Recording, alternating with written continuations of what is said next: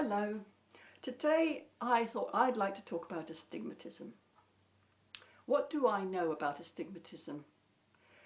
Well, it's a condition of your eyes. They call it a condition, which implies that it's permanent, whereas in fact I've demonstrated to my own satisfaction that it can be changed. The angle of astigmatism can be changed, and if you play around you can also get it to disappear by being very relaxed, by using your imagination, closing your eyes, imagining movement on the astigmatism chart.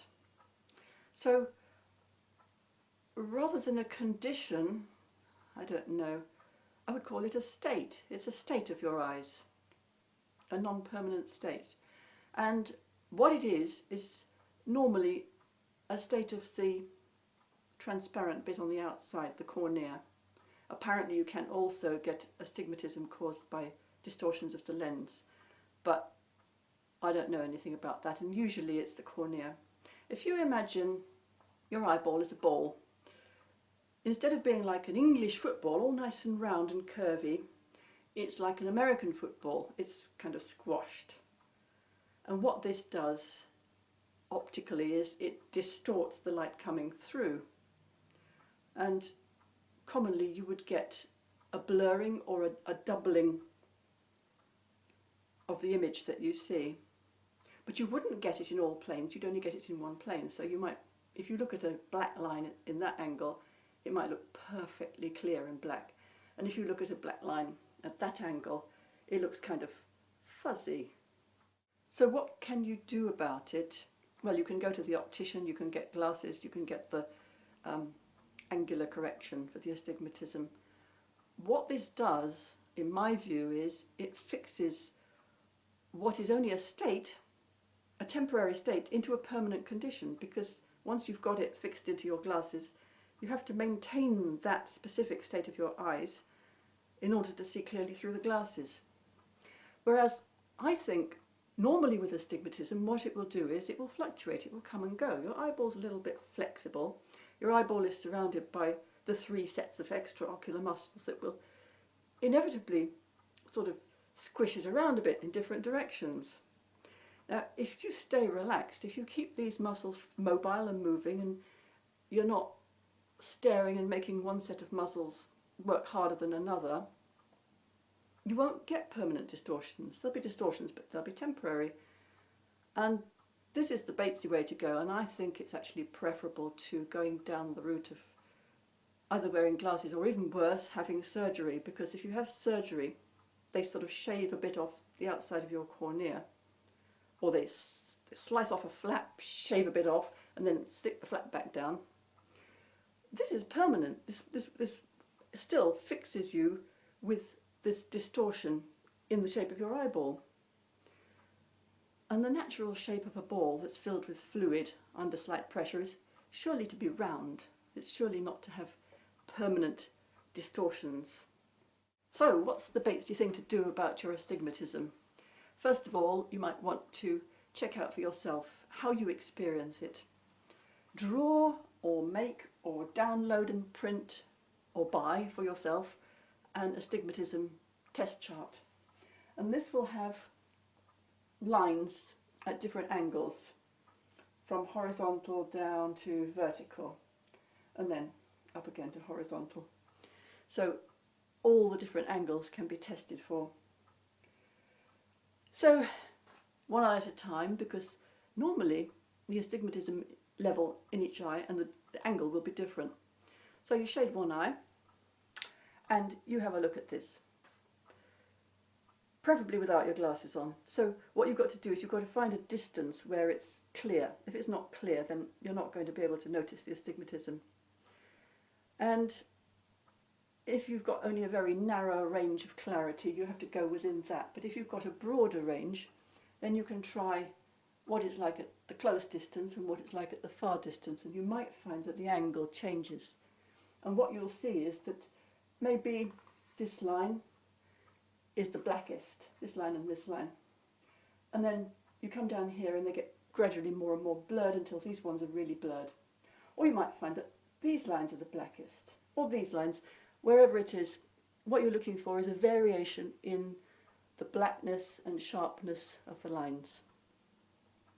So then you shade the other eye and do exactly the same thing again and record your results, because how will you know it changes if you don't record them today and try again tomorrow and compare the results?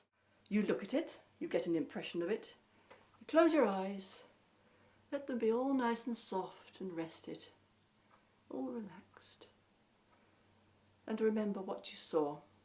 I saw a wheel of spokes like this all around, and at this particular angle they were black. Okay, have another look. Is it the same? Yeah. Relax, relax, relax. What did I see? The first time I saw it and these lines were blackest and these were not so black. And the second time, yeah, it was about the same. Soft, soft, soft. Remember to breathe. Have another look. Blink as you look. Yeah, the same. Okay. Well, it might change or it might stay the same. The other thing you can try is to bring in your imagination. So, close your eyes again. Let them be all soft, soft and cobwebby. If necessary, do some palming. You can make your palms warm. Cup your palms and rest your eyeballs inside these dark, soft, warm caves. Now, while your eyes are closed, use your imagination. Think about the chart you were looking at and imagine what it would be like if all the spokes were equally black. Maybe you could draw them in your imagination. So these lines were really black. So let me take some of this blackness and pick it up and paint it onto this one and make this one just as black as that one. And this one as well, just as black as that one. Soft, soft, soft. Then have a look. Does it look any different? Oh, momentarily it looked different. Okay, close your eyes. Soft, soft, soft. So the first few times I saw it, it was all the same. That angle was blackest and they were not so black.